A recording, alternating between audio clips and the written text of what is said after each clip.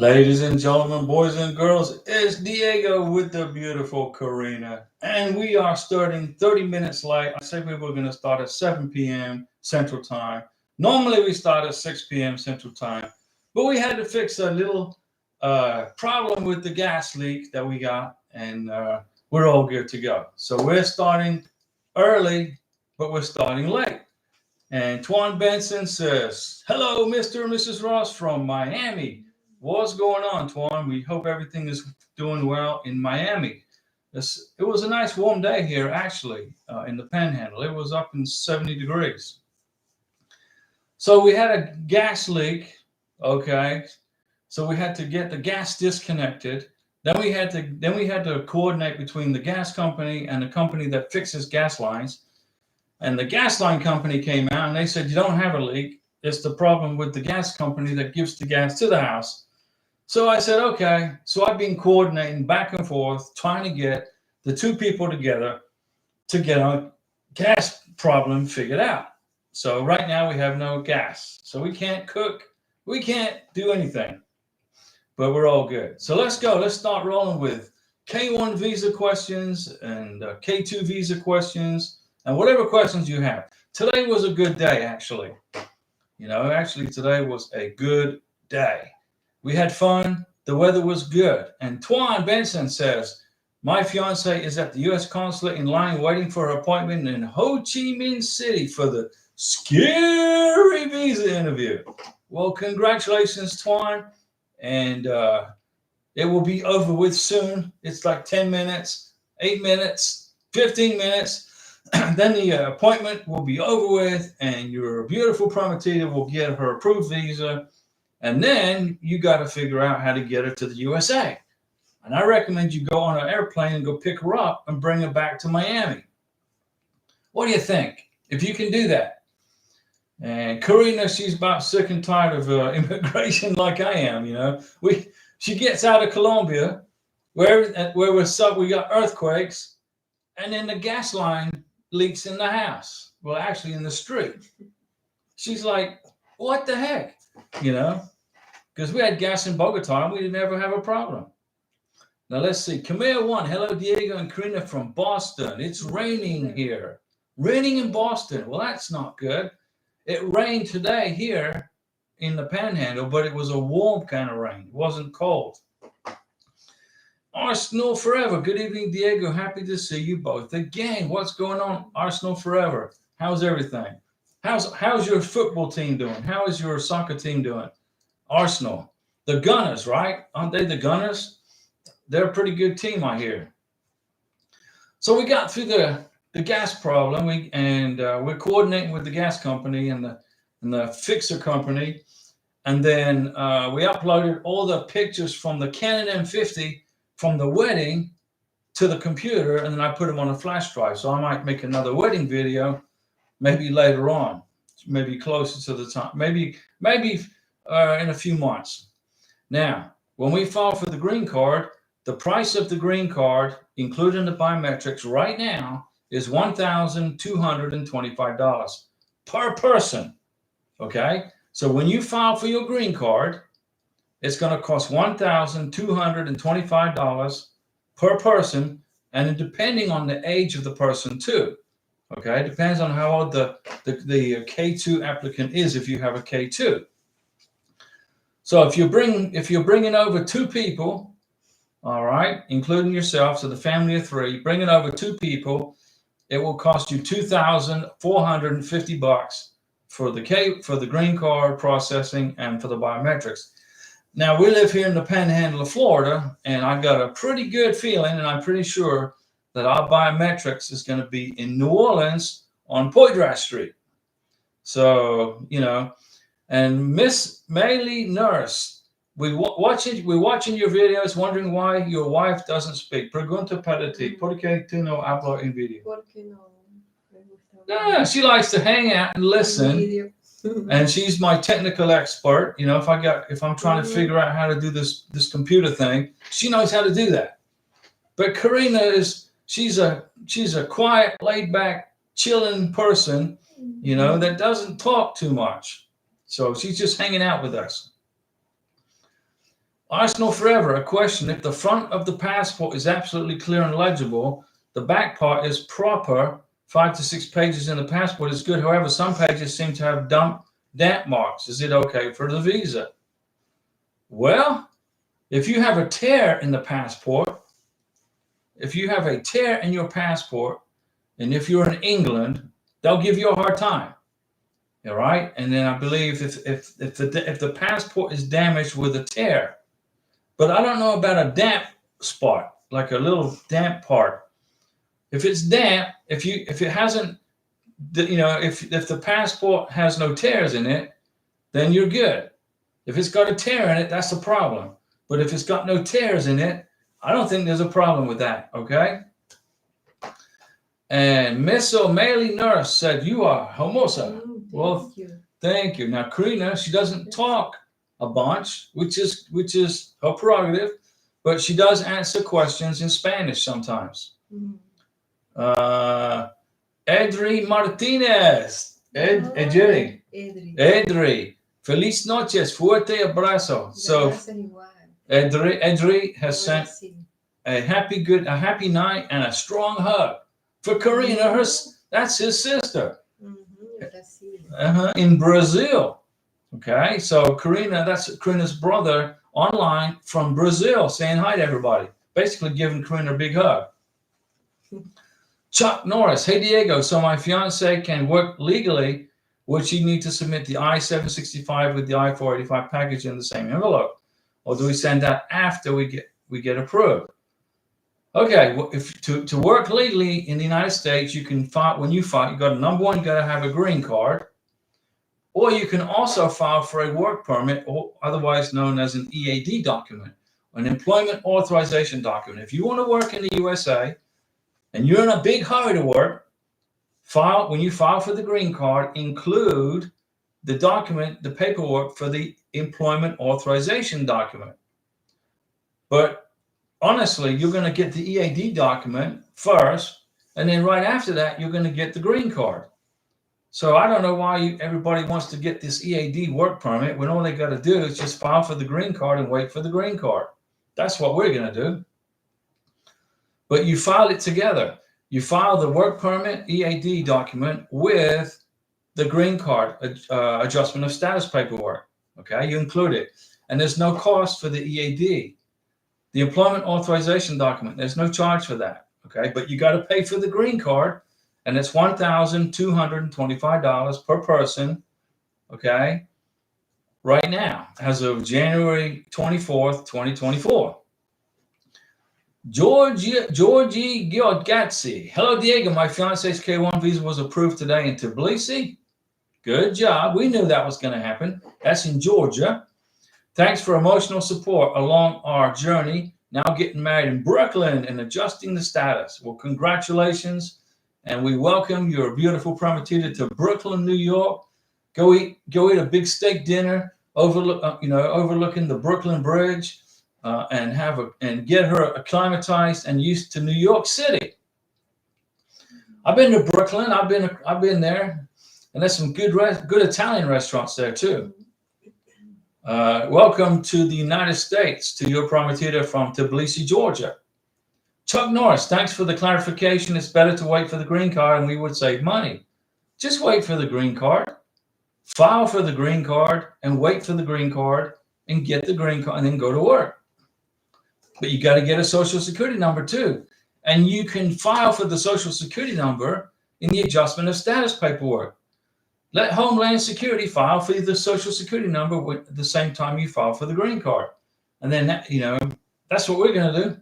Although if you want to get a social security number real quick, you can go there to the Social Security Administration office, bring your passport, your K1 visa, your I-94, and a marriage certificate, if you have it, if you got married within 90 days, and then see if you can get your social security number early. But you can't work with a social security number. You can only work in the United States with a green card or an EAD document, and you use the social security number, okay, to identify yourself when you get time for tax season and things like that.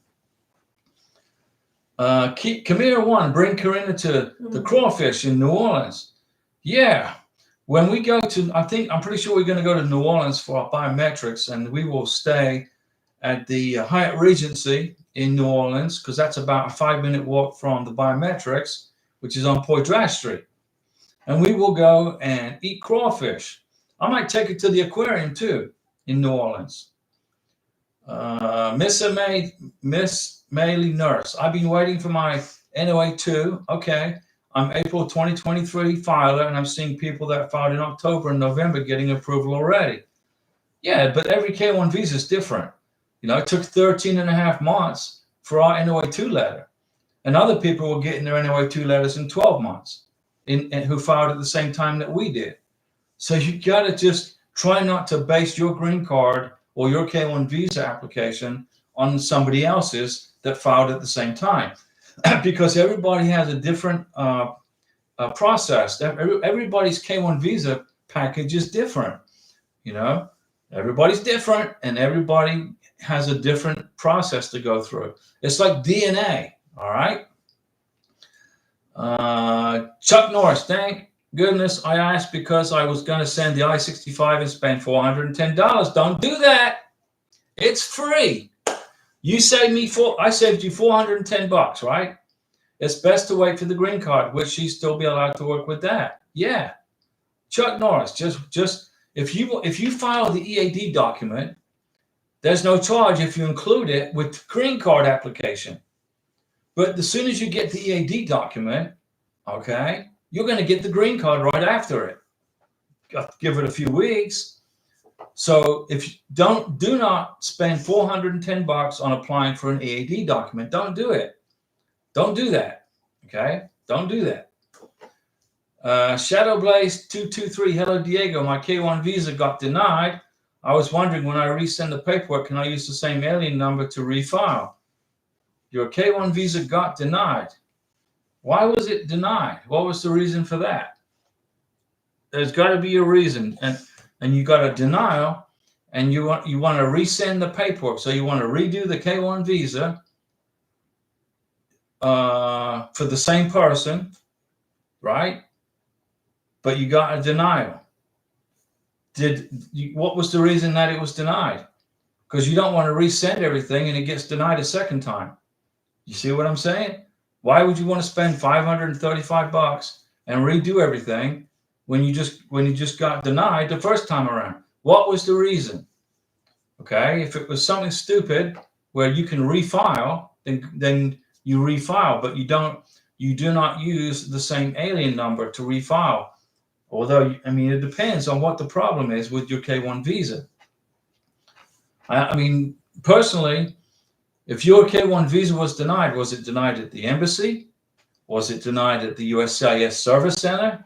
There's only two places that a K1 visa can be denied. That's at USCIS, at the Service Center, or the embassy. That's the only place. The National Visa Center cannot deny K1 visas. The National Visa Center, basically, they're a clearinghouse. They get the case numbers. They check on the embassy to make sure the embassy is good to go. They're not too busy. And they will review the K1 visa. And if they find a problem with it, they send it back to USCIS. But what happened, Shadowblaze223? Why was your K1 visa denied? Let me see. Chuck Norris. Hey, Diego, do you by any chance have videos of how to fill out the I-485 and the I-864 affidavit? I would rather watch your videos and pay $100 to an immigration lawyer to fill out the documents. Don't pay that $800. Don't do that. I'll make a video. I promised somebody else I'd make a video.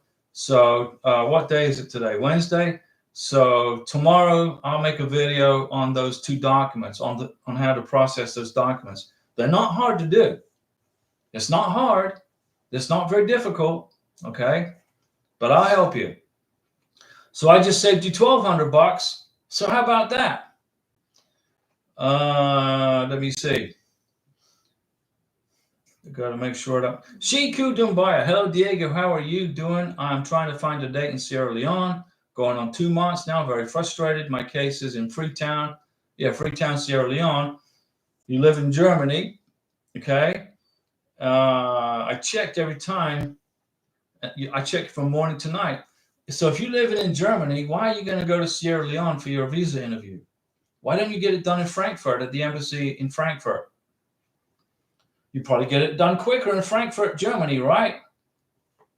Change the visa location to Germany from Sierra Leone. It may speed it up. You have a legitimate reason. You live in Germany, so you got a legitimate reason to change your visa location. Just an idea, right?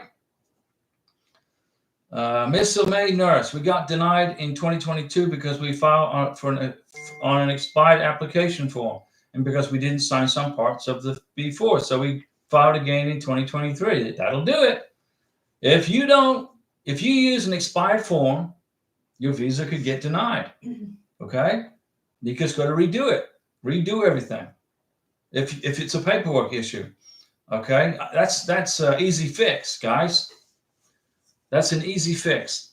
Shadowblaze was denied due to being unable to meet within 2 years because when I filed during COVID, I didn't think it would be an issue. It's an issue. And the Philippines didn't open up till March of 2022. Okay.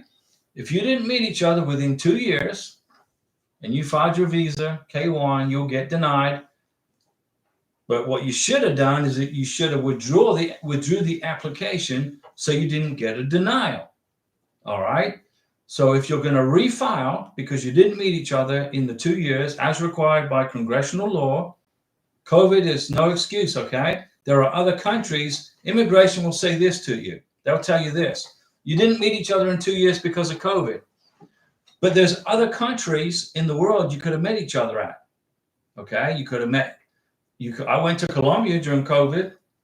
Okay. I just had to go through their, interrogation. Do you feel sick? Do you have a fever? Do you have chills? Have you been sneezing on the plane?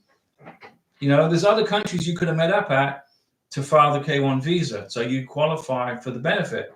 The number one thing people make the mistake on is if you don't meet up and meet each other within 2 years, you're going to get a denial. But if you realize you made the mistake, the best thing to do is withdraw the visa. Say, hey, I made a mistake. I'm withdrawing my case, and I'm going to refile. And yes, you can use the alien number for the first time around to refile your K1 visa because that wasn't a big deal. Okay, it wasn't a civil problem. Okay, it wasn't a something that would be a ban or a problem. It wasn't a fraud visa application. You just messed up. So use that alien number again. Repeat it. Use it again. And so you weren't able to go over before the 2 year mark. I got you. I understand that you're not the first person that had that issue. So you're good, Shadowblaze223. You are good. Just refile it and use that alien number on your paperwork. As long as you've met each other. You met each other face to face, right? And you met and done all that. You got proof. Boarding passes, plane tickets, hotel receipts, pictures together, pictures with their family. Make sure you got all that evidence. Georgie Giadazi.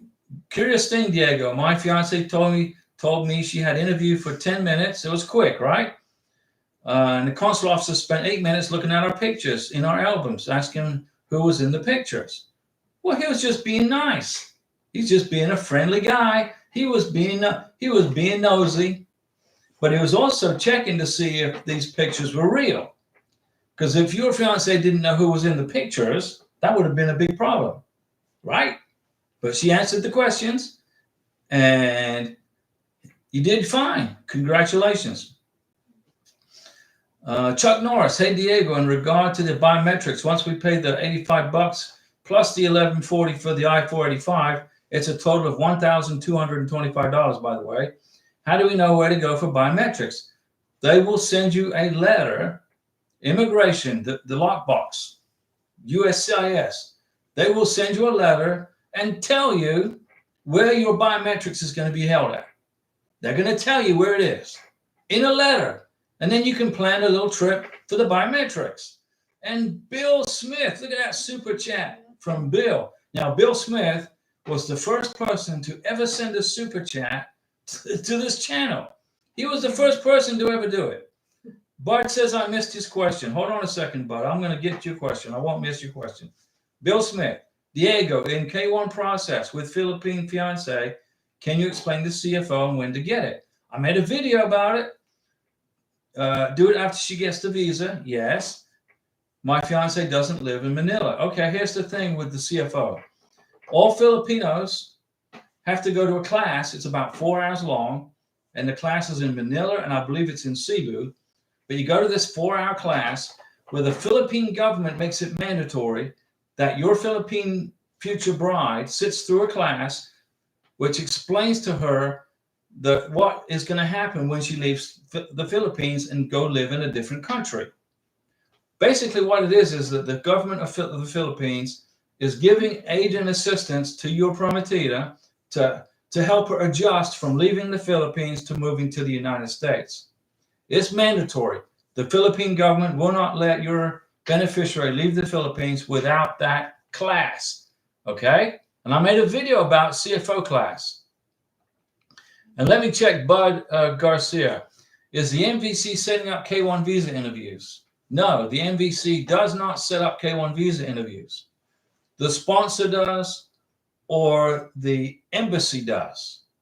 I think, like in Mexico, sometimes in Mexico, the Mexican embassy, the U.S. Embassy in Mexico will set up the K1 visa appointments for the applicants, okay? But the MVC does not set up K1 visa interviews. Never, never, never.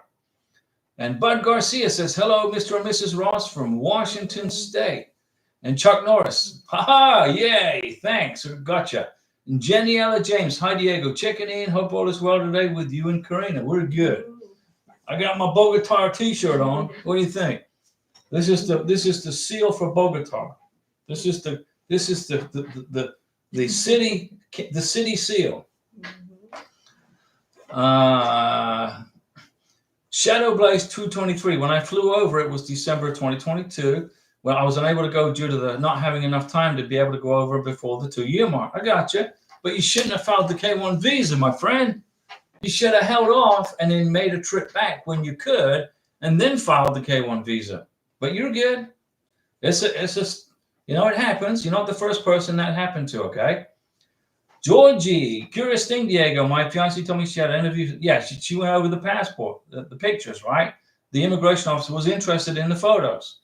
And he was more interested to know if she knew who the people were in the photos. And let me see. Biometrics, Chuck Norris. How do we know where to go for biometrics? You get a letter from immigration. They'll tell you where to go. Let me see. No, you don't. No, the immigration will make the appointment for you. Immigration will make the appointment for you for biometrics in the United States of America. Shiku Dumbaya, because of my daughter, I want to bring my daughter. She was not allowed to come to Germany. I understand. I'll remember. I want to bring my daughter to Sierra Leone. It's killing me. Really disappointed. We have to prepare all the documents ready. I understand, Shiku. You're in a difficult position, okay? We understand. But we want to help you get your daughter here to the United States. I've given you some ideas on what to do, right? Shadow Blaze 223, thank you, Diego. Shadow Blaze, you're good. Go ahead and reuse that alien number because that will make it easier for immigration to figure out your K1 visa. Why are you reapplying? Write a letter to immigration. Make a copy of the NOA-1 document or the NOA-2 document, whatever you got where it says it was denied. Include that and explain what happened. Make the job of immigration much easier for them to re-adjudicate and reprocess your K1 visa, okay? Meso Meili Nurse. Yes, they said we could reuse the number. Right. But I think it's if we are refiling in 6 months, we have to add the green paper that came with the first denied application. That's right. You include it all. Put it all together. April Flower and Bud and Bill Smith. Thanks for that $5. That's helping us pay my my wedding lunch off. That was a big bill. Good gracious. I fed everybody, even my brother. And he was happy. And the CFO is a mandatory thing that the Philippine government makes Philippine citizens go through before they can leave the Philippines, whether it's on a tourist visa, whether it's on a student visa, whether it's on a work visa, or whether it's on a spousal visa, or whether it's on a K-1 visa. Okay? It's a 4 hour, I think it's like 4 hours long. It's a readjustment class to help the Philippine citizen leave the Philippines. And the government makes it happen. Okay? Not the US government. The US government's got nothing to do with it. That's the Philippine government. April Flower, hi Diego. I got my email from the embassy. See? I haven't yet completed the DS-160. Okay. Can I register for an account to schedule the interview? Well, you got to submit the DS-160 first. Fill out the DS-160, submit it, print the confirmation page. Okay. And then that's good for a year. It's good for a fiscal year. Do that. And then schedule your visa interview. Because the embassy's telling you what to do now, right? They sent you the email. I said, email the embassy and ask them for directions. You emailed the embassy. They sent you back the directions, and now you know what to do. But you got to file the DS-160. Francois Livingston in upstate New York, where I bet it's snowing. Good evening, Diego, and the lovely Karina. So she is. Isn't Karina just a beautiful lady? Yes. I'm the lucky one, guys. Am I lucky or what? See, I'm lucky. Muy suerte. Mucho. Okay, oh yeah, mucho. Okay. Chuck Norris, hey Diego, I'm going to do the same thing you did and have my fiance do the medical exam in the US. That's what I did. It was $175. But my question is, the form I-693 will be filled out by the medical surgeon or us? By the medical surgeon. Okay? You got to find the civil surgeon in your city where you live that is approved by the State Department to do the medical exam, to repeat the medical exam for the green card application.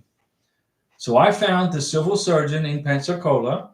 The civil surgeon's doctor, one of the doctors over there, sent me an email and said, Diego, thanks for contacting us regarding your Mrs. Ross's green card medical exam. We will fill out the I-693 for you. We just want to verify the vaccinations. So you can either hand carry the vaccination documents to the civil surgeon, or you can scan it to them, photo or email it to them, or whatever. But they got to review the vaccinations first, and then your wife or husband will then go to the civil surgeon, get the medical exam done. It's very easy. It's basically just a repeat of what you did in your home country, but a little easier because the civil surgeon knows you've already been through this already. So it's just a paperwork drill, basically. But I recommend you do that because immigration have been sending out RFEs to people because folks have got they've adjusted their status for green card. They've sent in their paperwork for the green card, and they haven't been including the sealed medical exam, the 693, and the vaccination information. And the immigration officer's like, well, where's the medical exam? Well, I had my medical exam 2 months ago in Bogota, Colombia. And then the immigration officer in Chicago or in Arizona or wherever is going to say, well, okay, where is it? I want to see it. Well, the Border Patrol took it. Okay, that means it's gone. It went into the big black hole of immigration. Okay. Some people are not having to do it. Some people are. It depends on the immigration officer. Some immigration officers are going, okay, they did their medical exam in Bogota, no problem. Well, let's go ahead and process the green card. I just got to see the vaccination information. Do you want to take that chance that you get the immigration officer that wants to see the whole medical exam? It's not worth it, right? Waiting another 2 or 3 months, you get put into an RFE pattern where you got to wait 2 or 3 months for your green card because you didn't include a medical exam. It only cost $175 and a 45-minute drive. So I drove over to Pensacola with Karina, paid him the $175. The doctor did a medical exam on her, very, very non-intrusive. She showed her vaccination information that she was all completely done and good. And he signed off on the I-693, checked all the box. He put it in a sealed envelope and gave it to Karina and said, here's your medical exam for your green card. And we're going to include that in the adjustment of status paperwork. It was easy. You just got to spend a little bit more money. Okay? That's all it is. You're investing in your family. Okay? Some people, I don't want to spend the money on a new medical exam. Okay? Well, take a chance. Take a big chance and hope you don't get an immigration officer that doesn't want to see the 693. That's just my opinion. Okay? Let's see what we got going on here. I don't want to miss anybody. Okay? So April Flower, you're on a roll. Chuck Norris, go ahead and do the 693. The doctor, the civil surgeon, will fill out the 693, or his secretary. He'll check the boxes and sign it, or she, and then put it in a sealed envelope that says to Homeland Security. He'll seal the back of the envelope, initial it, and say, don't open this, and put it in your green card application. Jason Mabry, hello, Diego and Karina. Is the biometrics done before or after the interview? It's done before the interview at the embassy. Okay? If you're going through a K-1 visa process, you schedule the biometrics and the medical exam before the visa interview. Okay?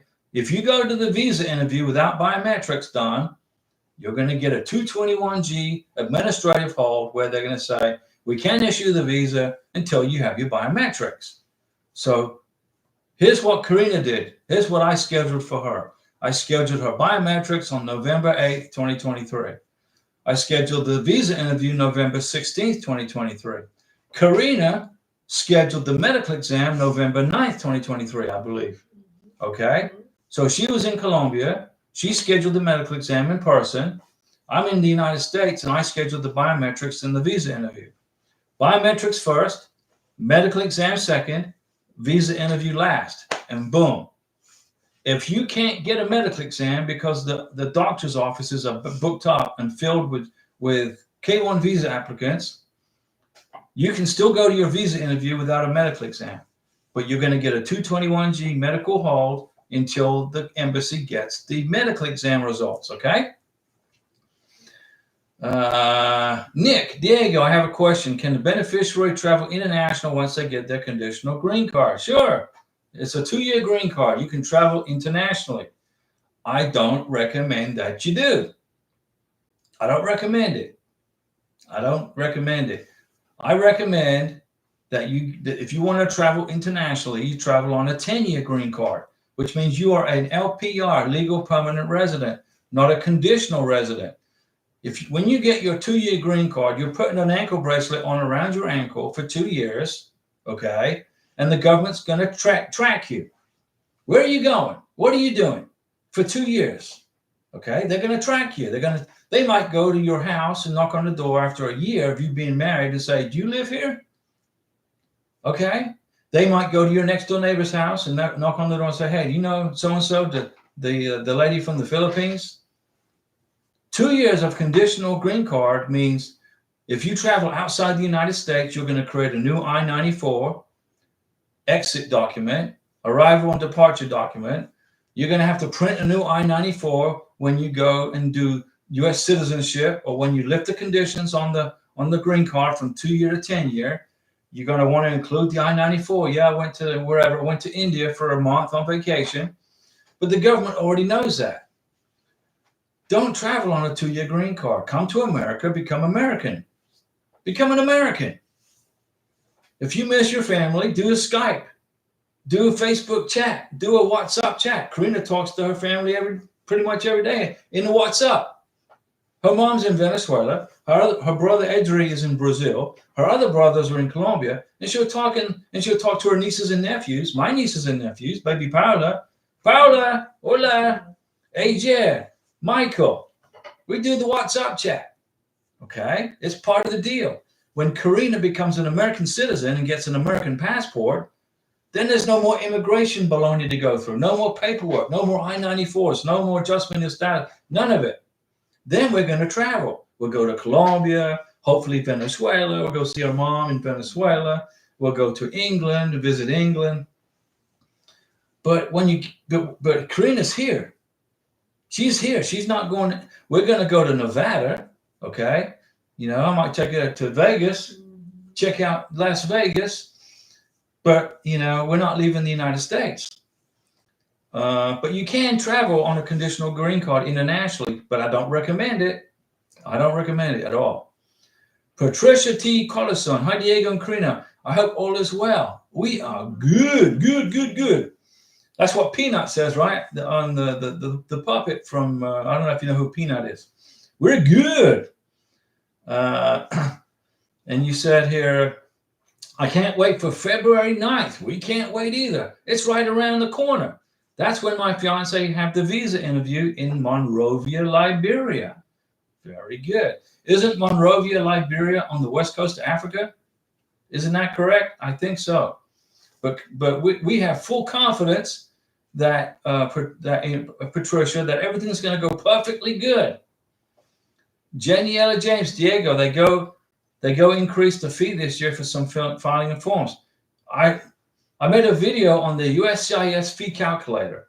Okay, so before you file for a form or for a particular thing, for your green card, for whatever, for the K1, go to the fee calculator video, and it will tell you how to figure out how much exactly it costs.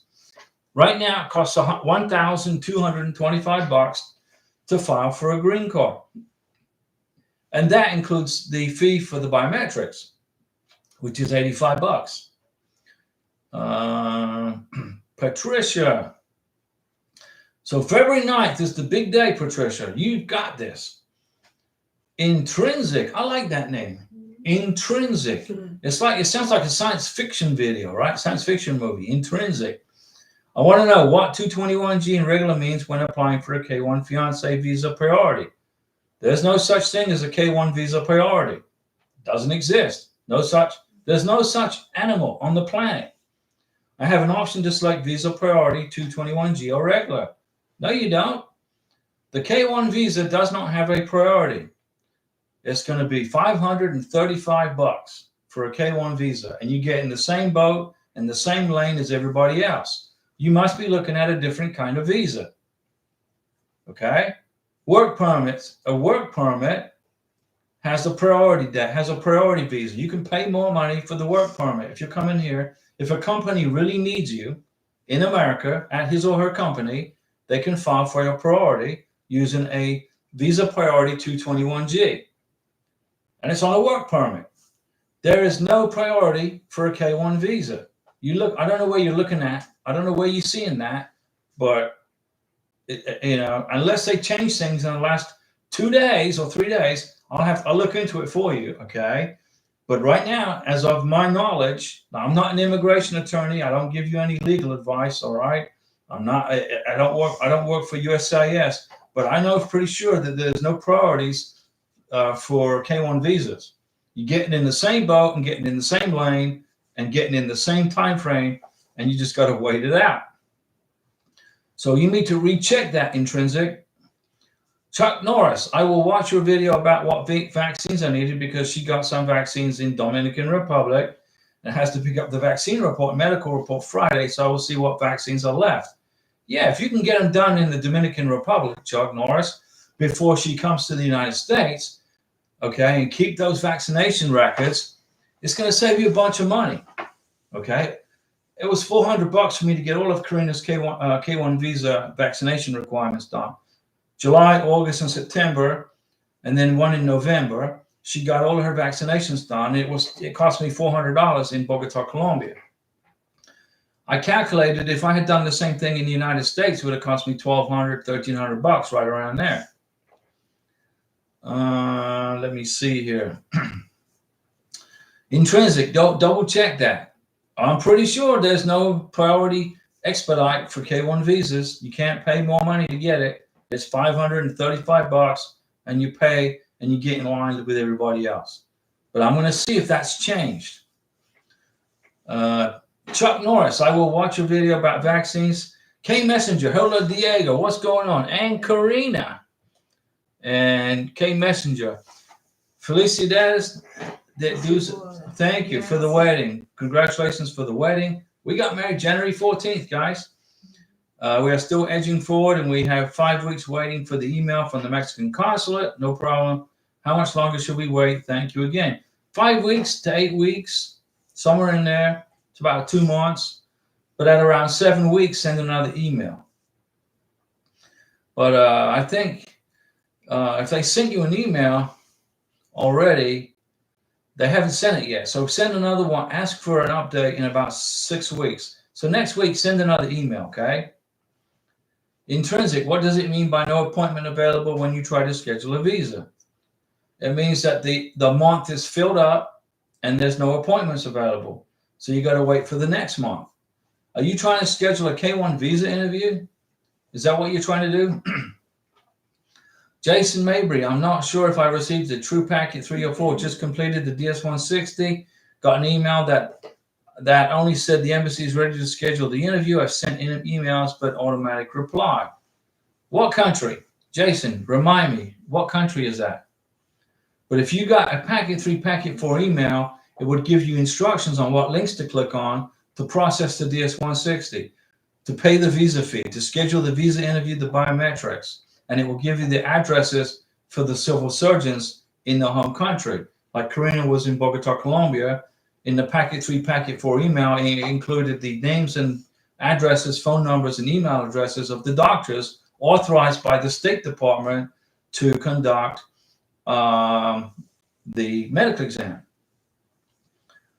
Chris and ML, I messaged USCIS yesterday about my approval notice, did not receive.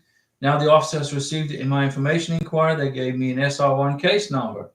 Okay, well, good. That's a good thing. You got something, right? So you're in communication, and they responded back.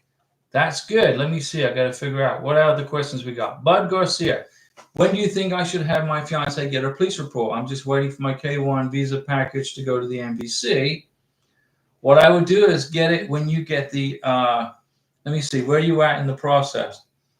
I'm just waiting for my K1 visa to go. When you get the NBC welcome letter, because your beneficiary is in Thailand, right? When you get the welcome letter, that's when you get the police certificate. Now, if you have to get a police certificate from Hong Kong, ladies and gentlemen, boys and girls, that's a different process. Okay, you can either mail in the request and pay. You got to pay for the police certificate.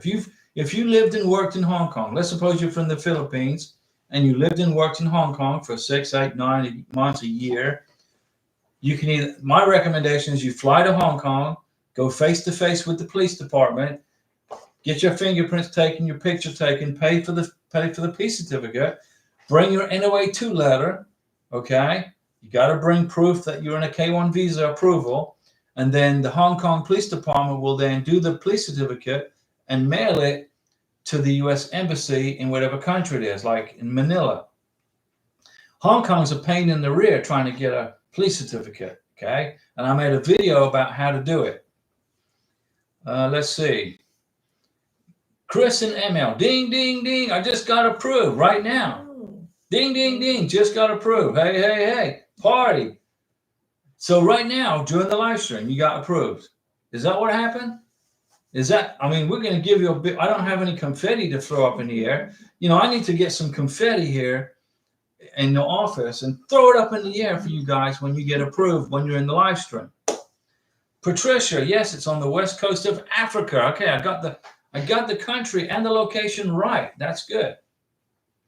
Jason Mabry, when filling out the adjustment of status, does it automatically go 2 years, then 10-year green card? No, it doesn't. There's no automatic about it. The U.S. government wants some more money out of your wallet, man. What's the point of a 10-year green card when she'll be a U.S. citizen before that time? No, she won't. You get a 2-year green card, right?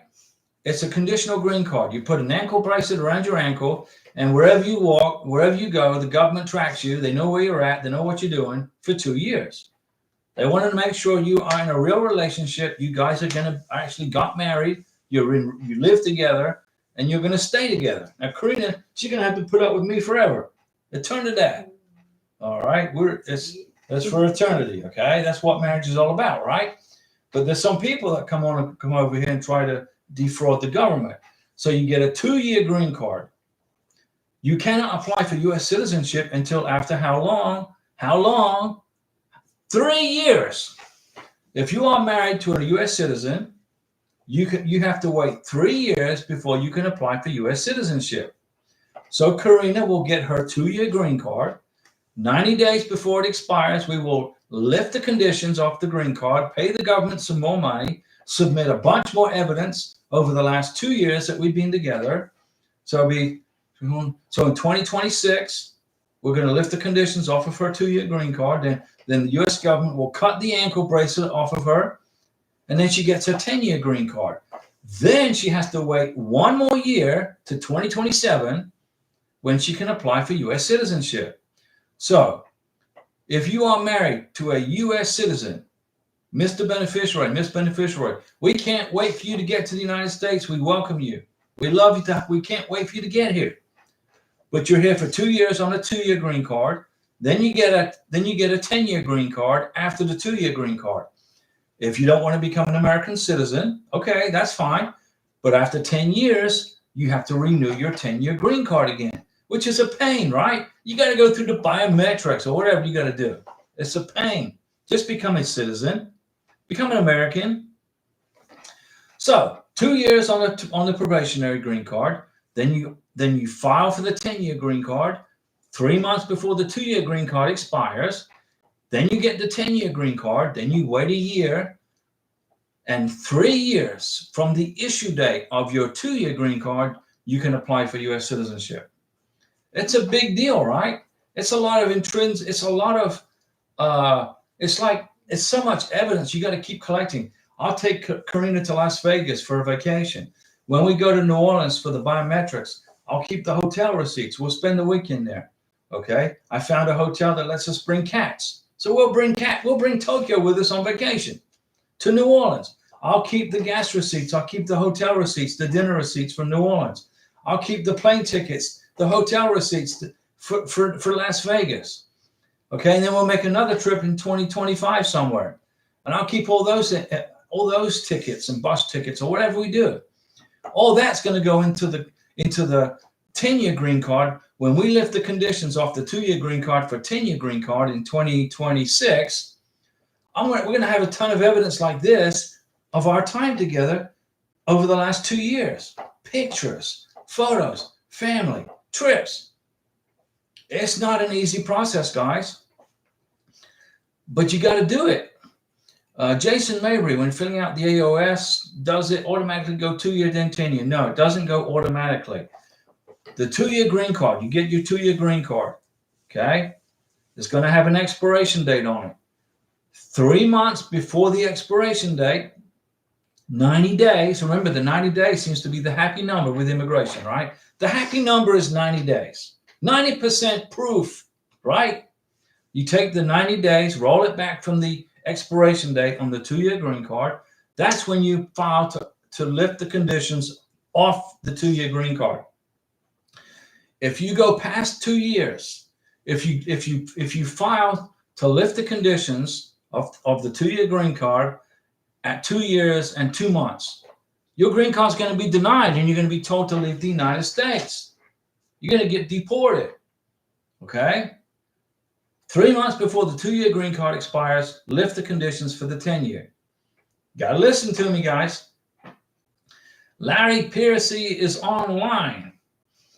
And we'll welcome Larry. Now, Larry, are you going to meet us tomorrow night at the Texas Roadhouse for steak? Are you gonna buy Karina a nice steak tomorrow, or are we gonna do something else?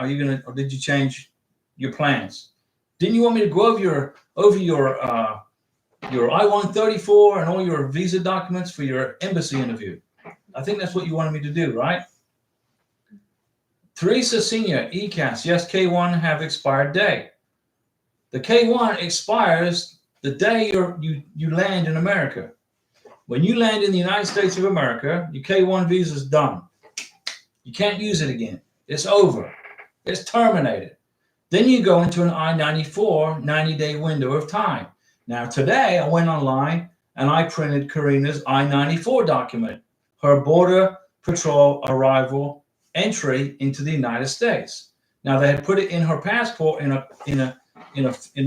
they stapled it in her passport, but I went into the Border Patrol website today and printed up the official copy of her I-94. It's easy to do.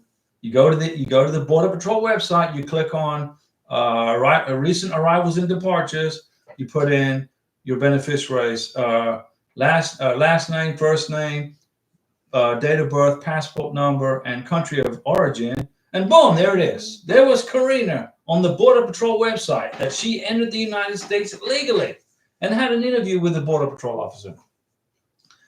And I printed it. Okay, that goes in her green card application. Let me see. I don't want to miss anybody's questions. So your K-1 visa is terminated the moment you land in America. You go from a K-1 into an I-94 temporary residence. You got 90 days on an I-94. Forget about K-1. K-1 goes, it's like you dropped it in a bucket of acid. It disappears. Okay? Then you go to I-94. 90 days on an I-94. You got to get married in 90 days, guys. Chuck Norris. Diego, for my marriage license, they asked for proof of address. If I add my fiance to my phone bill, is a phone bill enough for proof of address for my fiance? Proof of address. You don't have a driver's license. You don't have to show proof of address for your beneficiary. You got to show proof of address for you. Chuck Norris, you got to prove where you live. Driver's license. All right? That's proof of, it's got to be a picture ID. Get your driver's license and show this is where I live. Okay? Where do you live? What state do you live in? Why is this, when you go to get your marriage license, your beneficiary doesn't have a social security number. She doesn't have a driver's license. She doesn't have a state ID. All she has is a passport. So she's going to show her passport as proof of ID. You're going to show your driver's license as proof of residence. Okay, you got it? Jason, Ghana, that's right. Your beneficiary is in Ghana. I won't forget that. ECAS, I have an interview scheduled next week. I heard K-1 visa expiration date. So does it really have an expiration date? If so, how would you know? You have an interview scheduled next week for what? A visa interview at the embassy? An interview for a green card at an immigration office in the United States? What interview do you have scheduled next week? Okay, you heard the K-1 visa has an expiration date. It's good for 6 months. So from the date of the medical exam. So when Karina had her medical exam on November 8th of 2023, November 9th of 2023, that's when the K-1 visa expiration timeout started. The K-1 visa is good for 6 months from the date of the medical exam. Okay, so if you get your medical exam in October and then your K-1 visa interview in December, you've already used 3 months up of your K-1 visa, up to 6 months. You got it? Fordang Nibalum. Hi, Diego. It's been almost 2 weeks since I got my ready status, but the Cameroon embassy is saying they're still waiting for my physical case file from the NVC. So should I contact the NVC? If you already have ready status, that means the NVC has already knows that they have to ship your visa package to the embassy. So what I would do is print the email from the embassy in Cameroon as evidence. That will extend your NOA2 letter, automatically extends your NOA2 letter. And don't contact the NVC. They've already told you ready status. So the NVC is not they could respond to you, they could not respond to you. But your K-1 visa right now sitting on the shelf at the NVC waiting to be shipped to the embassy in Cameroon. All K-1 visas are routed via DHL Courier, which is a contract that the U.S. government has with DHL Courier Service, like FedEx, but it's DHL. So they're probably trying to schedule the DHL flight to Cameroon.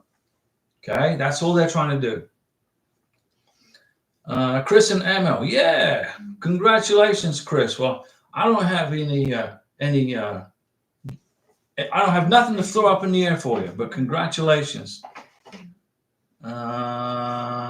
Larry Barnes, for the interview, I have copies for pay stubs 3 months. Do I need the blank statements copied? Do I need to do blank bank statements?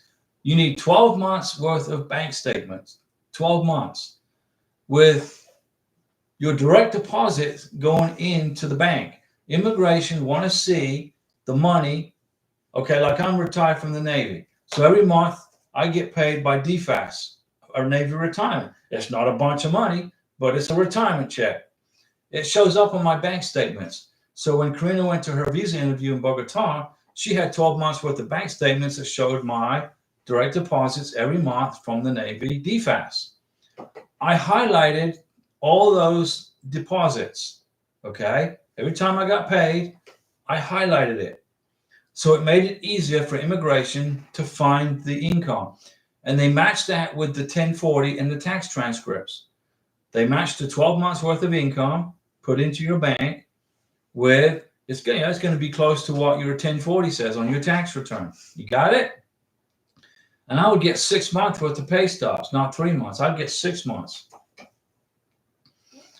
Teresa Senior, yeah, at ECAS, you would see it when you receive your K1 visa. That's right. And Chris and Emma, be right back. I gotta call her.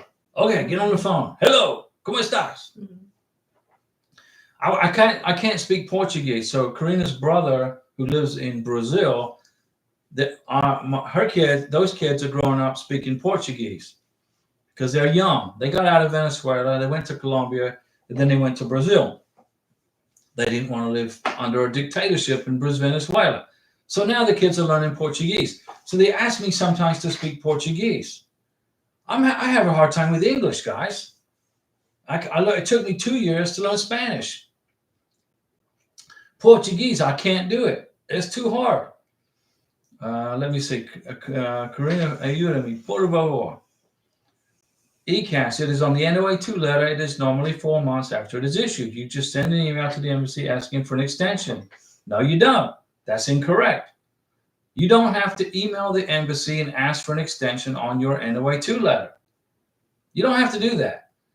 Your NOA2 letter gets automatically extended when you send the MVC an inquiry. So you got your NOA2 letter in your hand. There it is. And it expires in 4 months. After 3 months or 2 months of waiting for your welcome letter from the MVC, you send the MVC an inquiry and say, hey, where's my case number? Where's my invoice number? What's the status? Just checking in. And then you get an automatic reply back from the MVC, which you print, which is date stamped. That email extends your NOA2 letter automatically. Then you send an email to the embassy when you get the ready status and say, hey, I'm just checking in. I got ready status. Where's my packet 3, packet 4 email? The embassy will reply back to you. It's give us a couple of weeks. We're processing the paperwork or whatever they say. That email automatically extends your NOA2 letter. Okay? So you don't have to write a mother may I letter to the embassy asking for an extension on your NOA2 letter. You don't have to do that. It's automatic, but you got to maintain contact with the MVC and the embassy, okay, once you get your NOA2 letter. Let's see here. I don't want to miss anybody's questions, guys. It's very important. Let me see. Karina's got a handle on all this. Eugene Bentz, it is on the NOA2 letter. It is normally 4 months after it is issued to you. That's right. Your NOA2 letter is good for 4 months, but the immigration process takes longer than 4 months. So all you got to do is send an inquiry to the MVC, and then you will get an extension automatically.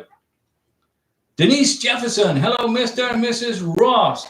My fiance broke his dominant wrist. Uh-oh. What was he doing? He is a tailor. How soon will you be able to add Karina to your insurance when she can have a surgery? Right away. Does she need her green card? No, not at all. As soon as she gets in the United States of America and has got an I-94, the I-94 is proof of legal entry into the United States, a copy of the K-1 visa, and a copy of the biographic page of the passport. she can go on my medical insurance right away. Don't need a social security number. And you can get a social security number easily from the Social Security Administration with the I-94 form, a copy of the biographic page of your beneficiary's passport and his K-1 visa. Just show that. Okay? You cannot be denied. You are legally here. He will be a legal resident on an I-94.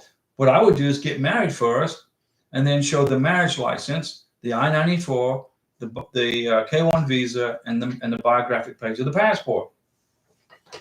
So you can put him on your health insurance right away as soon as he gets here.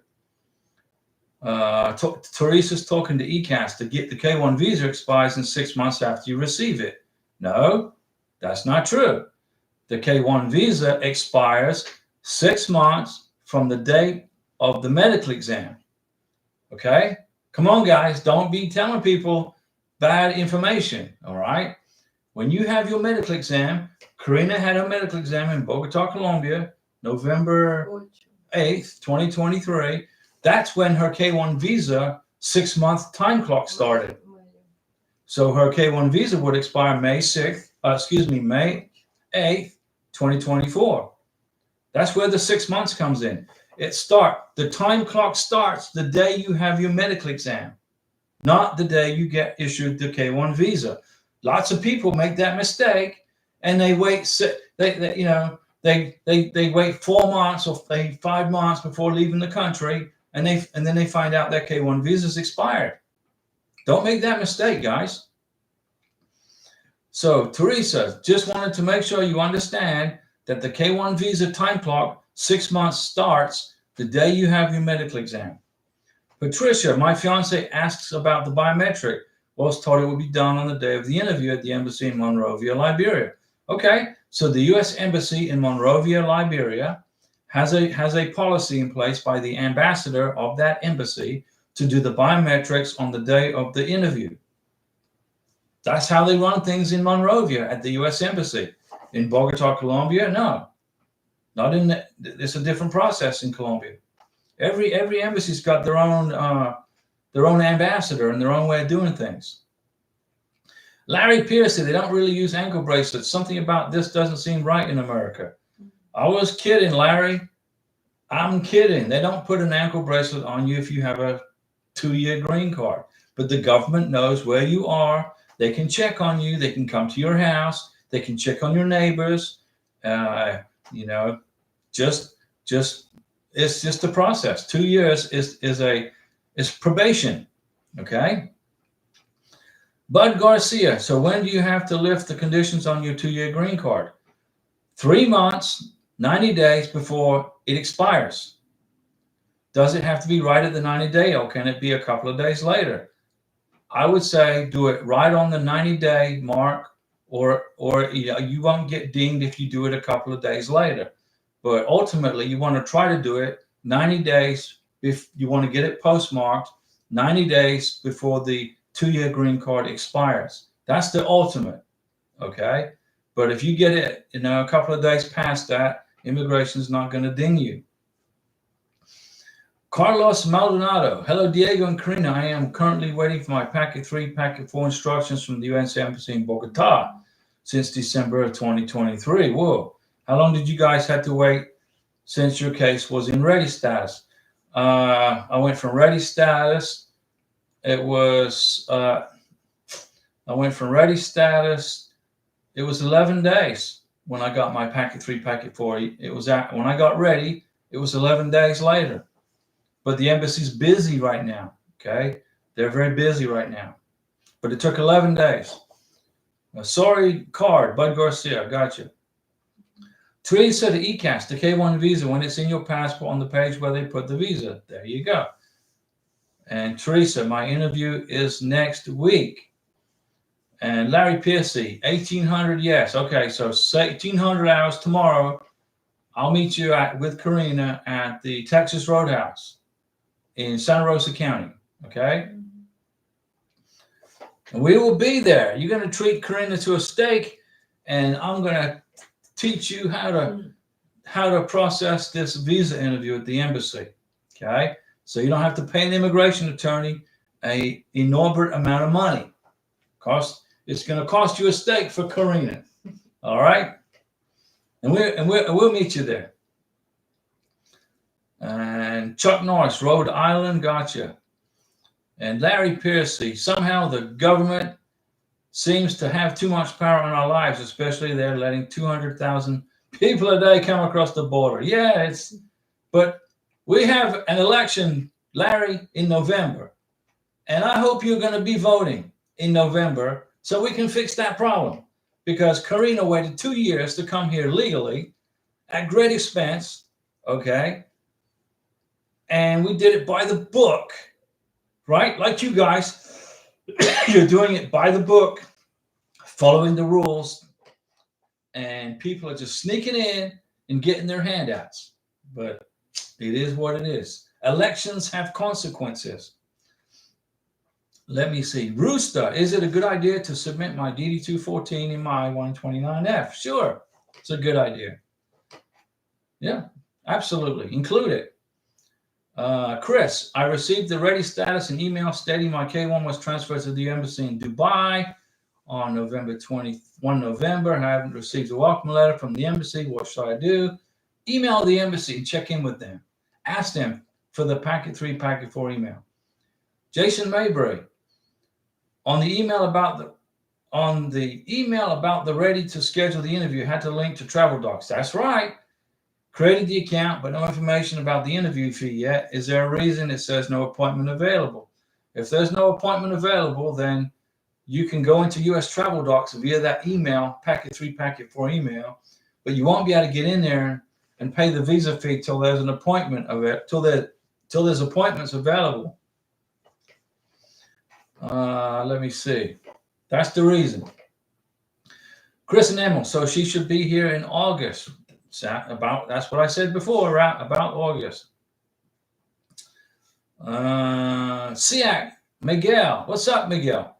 SEAC shows issued, Diego. When can I go pick up the passport? Go get it tomorrow. Miguel, you're in Bogota, right? In Colombia? Right? Go get it. It's waiting for you. And then eat some waffles at the Crepes and Waffles restaurant right next to where you pick up your passport. And let me see. If you're in Bogota, if I remember, you're in Colombia. Let me see. Hitchum Ajered. Then NOA 1 is February 2023. Okay. I still didn't get NOA 2. How much longer? Let's say next month. Next month, Hitchum, you'll get it. Hopefully this month. But let's say next month. Let's say the middle of next February. The middle of February 2024. Joni English, I'm trying to book my OFC appointment, okay, slot for K1 in India, but there's no slots available from last week. What to do? Got to keep looking. Check every day, okay? Check every day. Keep looking.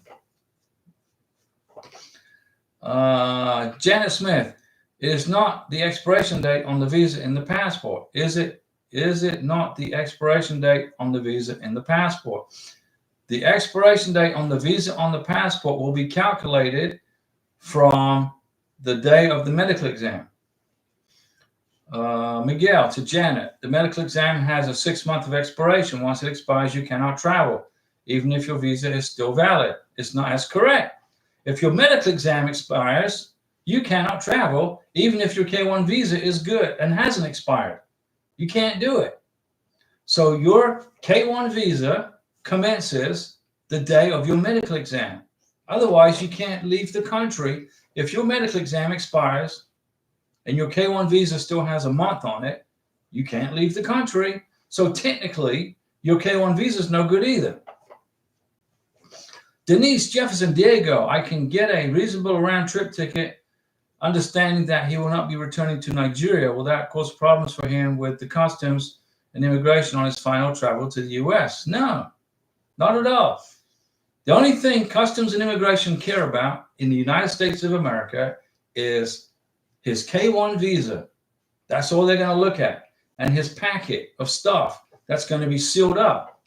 Okay? It's going to be sealed up. Don't open that packet. Don't put it, don't check that information in the luggage.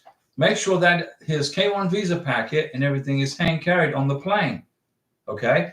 Don't let the immigration officer try to open the packet of stuff. When I was in Bogota, Colombia, immigration wanted to know what's inside Karina's packet of stuff. I said, don't touch that.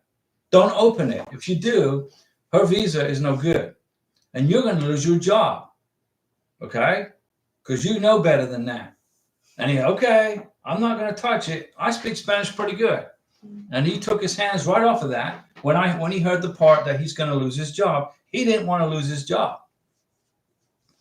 So you got that, Denise. Everything's going to be just fine. All they care about is the K1 and the sealed packet. That's all they care about. Larry, let me see. Larry Piercy, you know I will be voting Trump. So we got to get our fiance in the country. He closes doors. Yeah, Trump's going to close the doors to illegals. If Trump gets elected, okay, he's not going to stop people like us and you coming to America. He's going to welcome you. He just wants you to come here legally. But if you try to sneak across the border, he isn't going to let you do that anymore. And if you snuck in the country illegally, okay, he's going to find you and deport you. That's Trump. That's who he is. So you guys are coming in the right way. You're following the rules, the congressional laws. You're doing everything by the book. You're good to go. Trump's going to shake your hand. Welcome to America. Just don't sneak in the country and you're good to go. Let me see. Janet. Okay. Thanks, Miguel. Miguel, I'm in Bolivia. That's right. Bolivia. I keep mixing Bolivia with Bogota. How about that?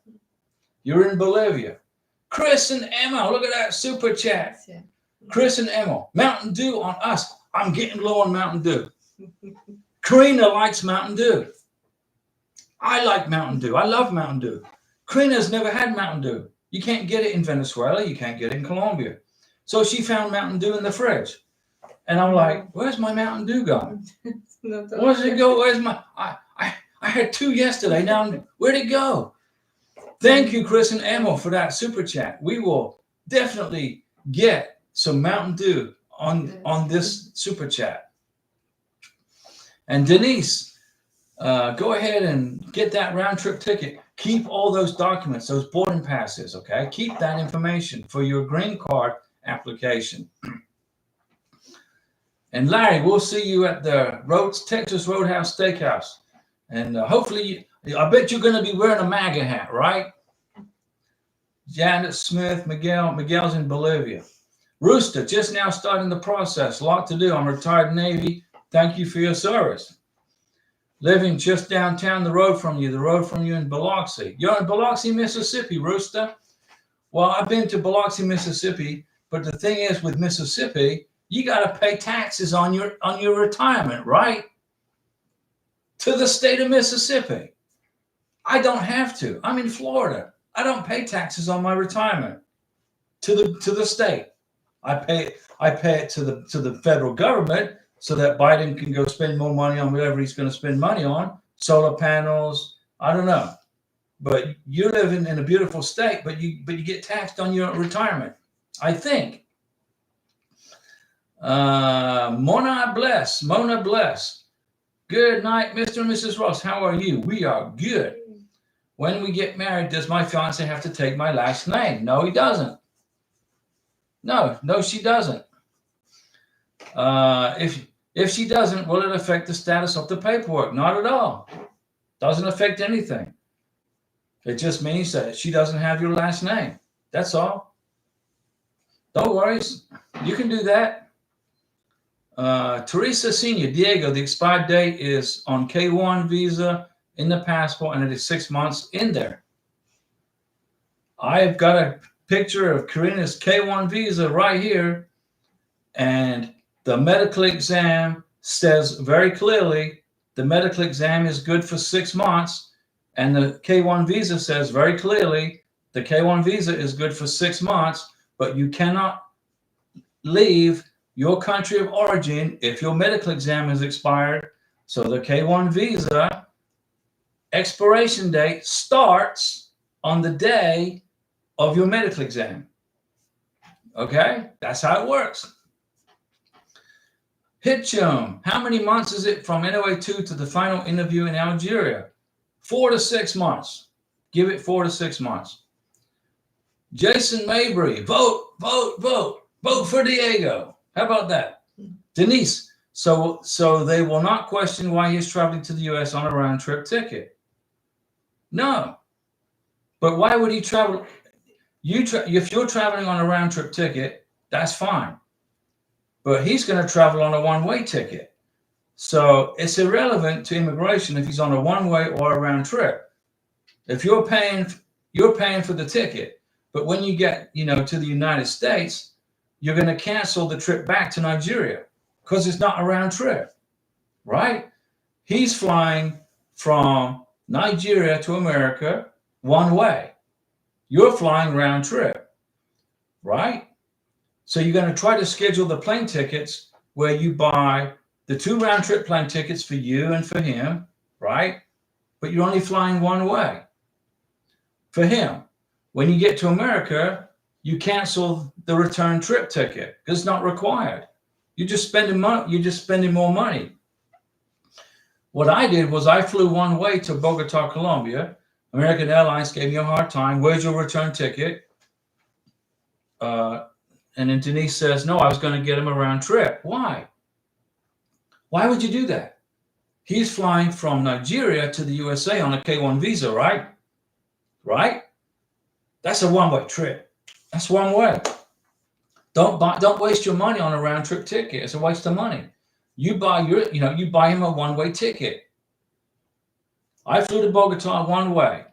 American Airlines gave me a hard time. Where's your round trip? Oh, because it's cheaper.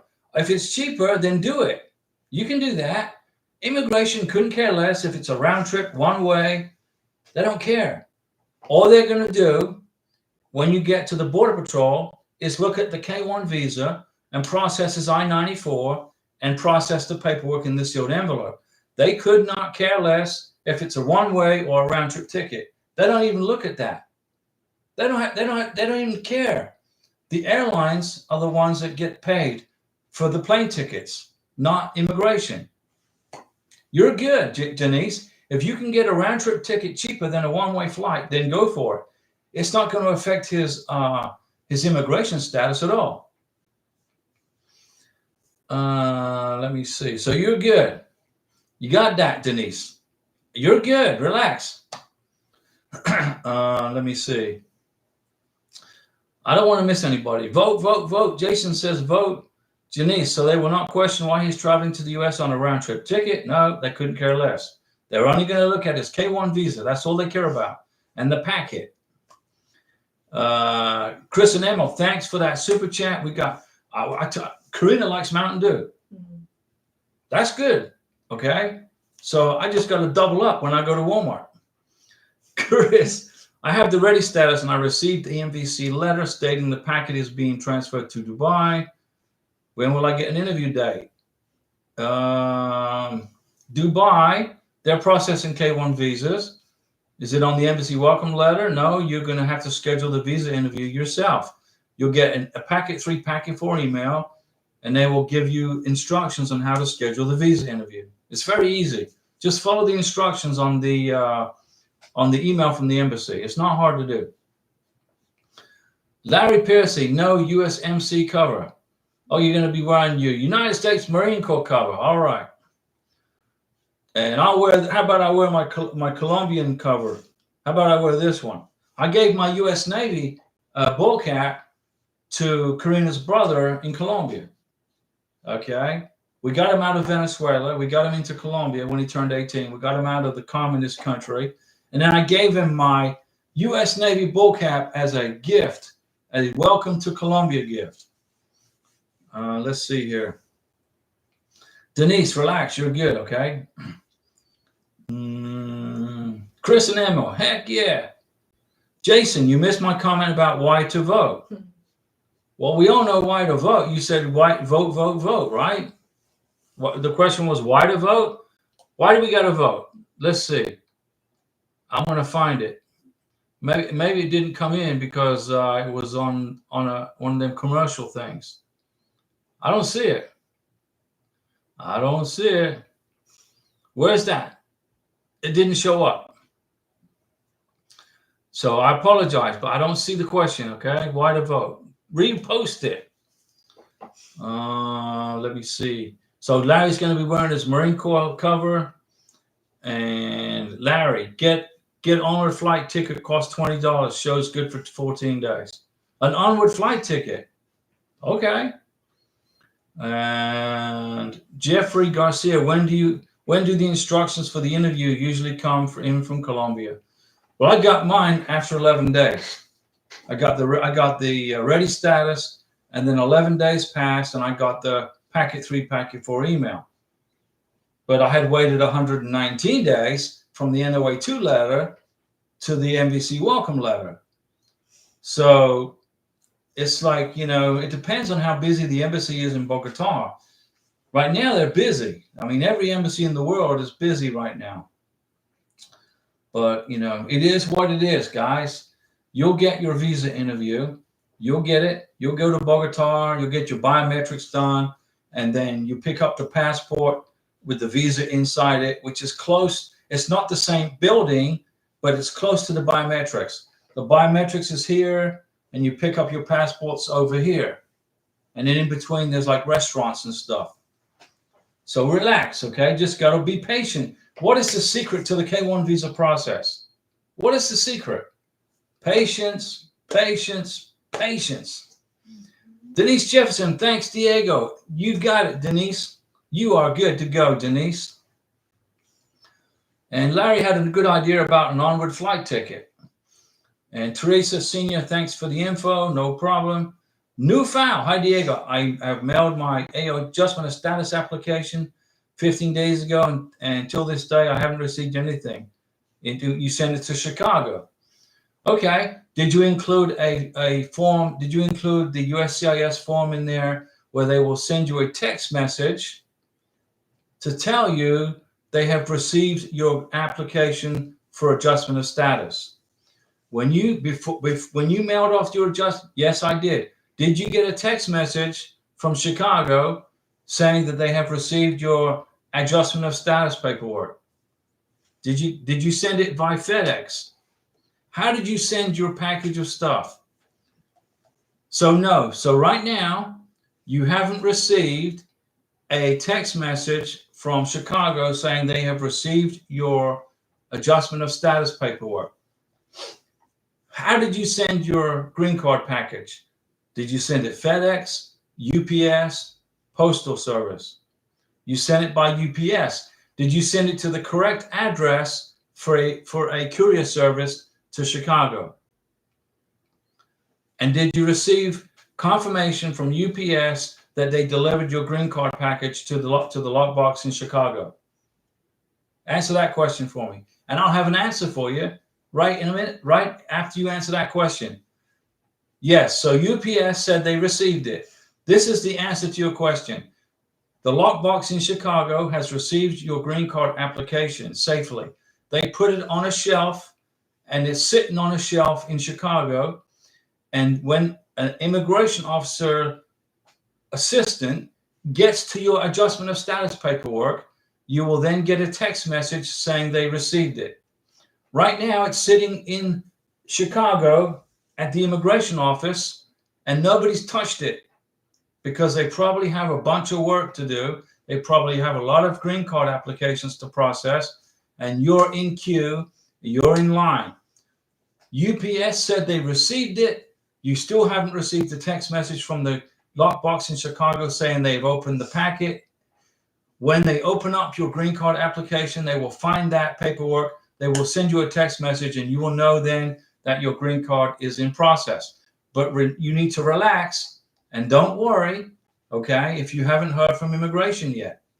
Your green card application is doing perfectly fine, collecting dust on a shelf in Chicago right now, waiting for somebody to touch it and process it. So relax, Norfel, please, just relax. That happened to me on my first go-around in 2016. Same thing.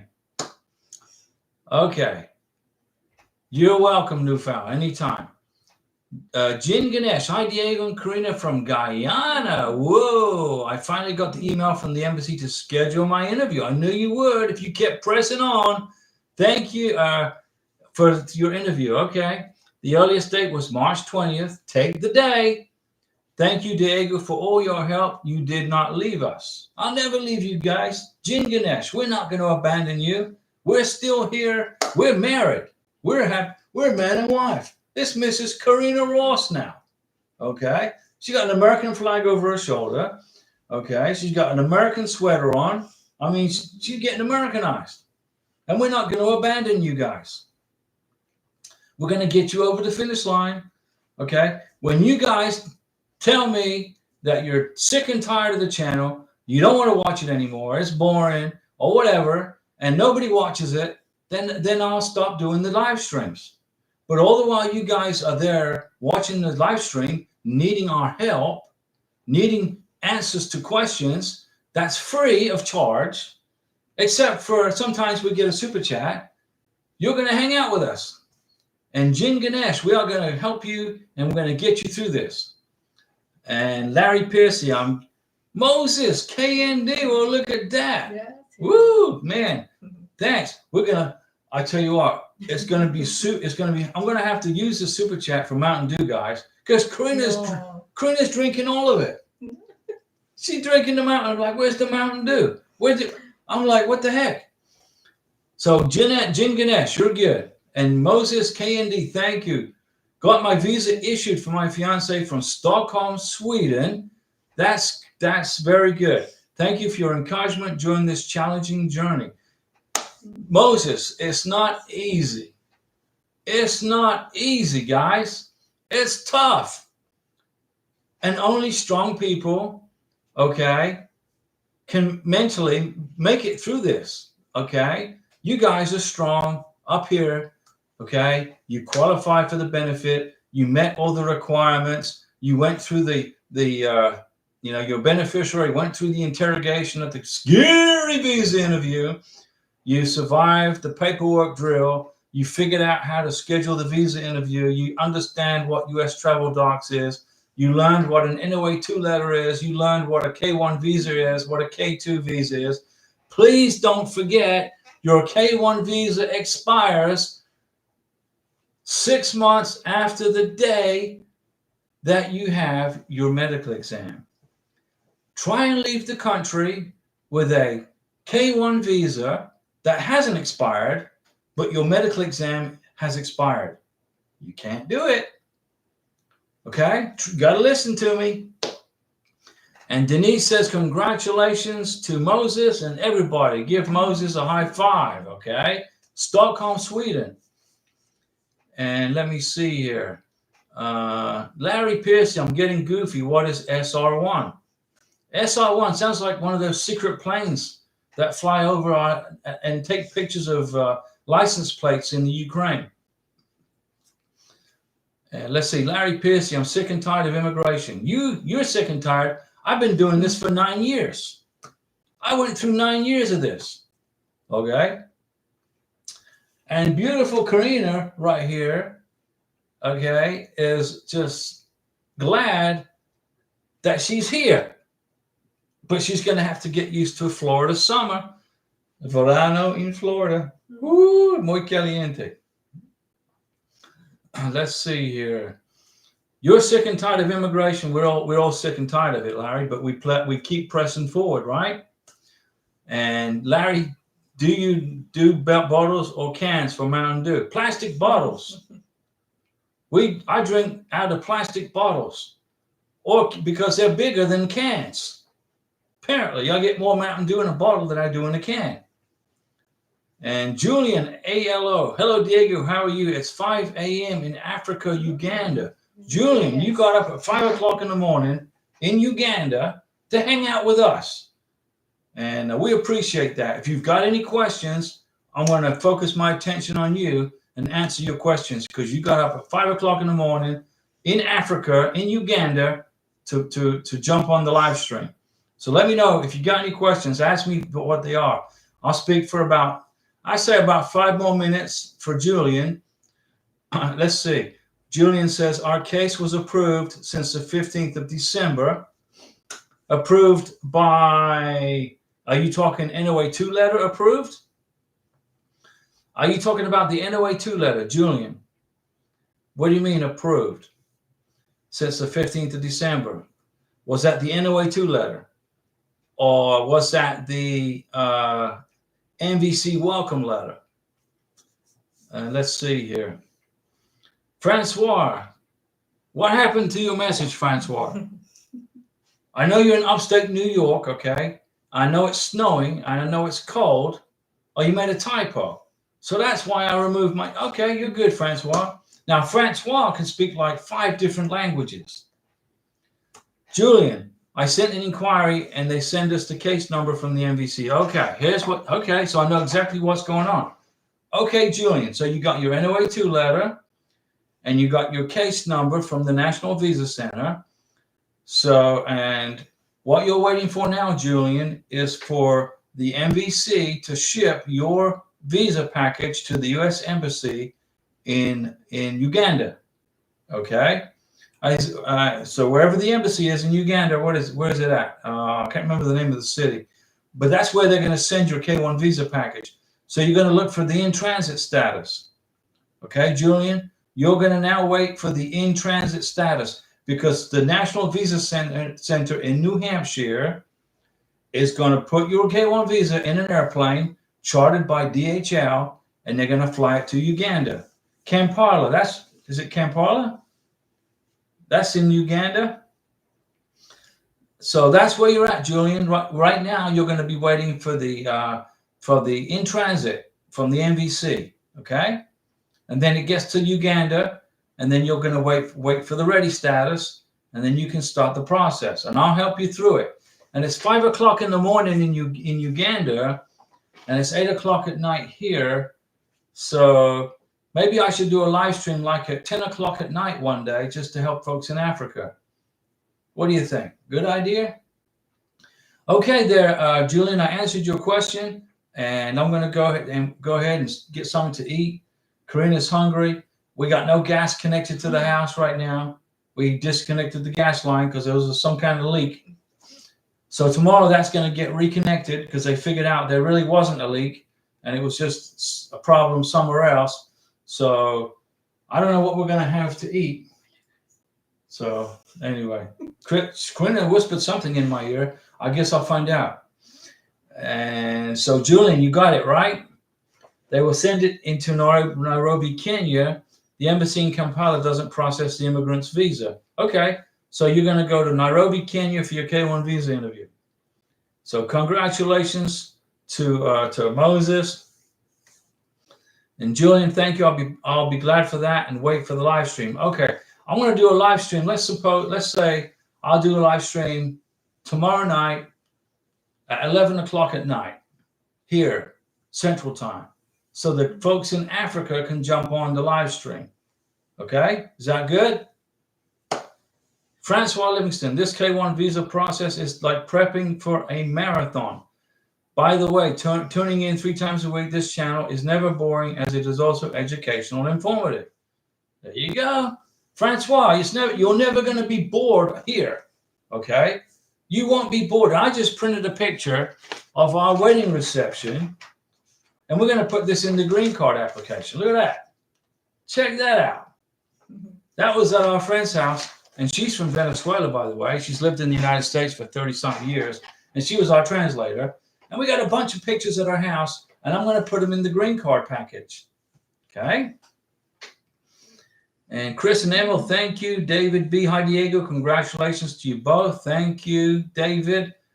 And Nufal, what is the address of the Chicago office? It depends on if you're sending it by courier or by postal service. There are 2 mailing addresses for the green card application in Chicago. One for the post office, Larry just said he's going to be meeting me at 1800. So we'll go meet Larry at the Roadhouse. We'll come back, fill a steak, and then we'll do a live stream at night for the folks in Africa. And Newfound, I don't have the address in front of me right now. Denise Jefferson, thanks for the extra time tonight, Diego and Karina. See you next time. Denise, go rest. I'm going to log off. I'm going to get some. We're hungry, but we don't have any gas. We can't cook on the stove, so it's going to be in the microwave. But that's okay. Francois, it's 3 languages, Diego. I thought it was 5 languages. Don't you speak Australian, New Zealand, English, French, and Arabic? Isn't that 5 languages? Australian, New Zealand, right? English, French, and Arabic. But you said English, French, and Arabic. I thought you could speak New Zealand too. Right? You can, right? Lindsay, hi, after becoming a US citizen, it's important to update my Social Security. Once you become a US citizen, you go to the Social Security Administration office and tell them I'm a US citizen. They will go on the computer and change you from legal permanent resident to US citizen. Good. That's very important. And Chris says, do a video for the Philippines. Okay, approval. David, Diego, again, I want to confirm that our visa is being sent to the NVC. Now that I'm just wondering if there's anything I'm supposed to do during this time filling out forms. No, you just hang out. You put your feet up on a desk and you wait for the NVC to contact you. Moses, good night, you all. All the best, guys. It will happen. Just a waiting game. Francois, not 5 languages, but thanks for the extra languages. My fiance is teaching me Moroccan, okay, which is called, what is it? Dari. Now, a J in Spanish isn't a J, okay? It's an H. So is that Darija or Darija? Am I close? Thanks for the super chats. We're out of here. We will see you. I'm going to do a live stream tomorrow night at 11 p.m. After we get done breaking bread with Larry, we'll come back home, and whatever time that is, I'll do a live stream. And when the NVC contacts me, that will be to set up the interview. No, when the NVC contacts you, that says they are going to adjudicate, look at your case. If there's any errors, they'll send it back to the USCIS. If you're good to go, they'll give you a case number and ship it to the embassy. That's what the NVC does. See you guys tomorrow night after dinner with Larry, our Marine Corps. He's going to be wearing his Marine Corps hat. I'll wear my Colombian hat, and then we know who we are. Thanks for the super chats, guys.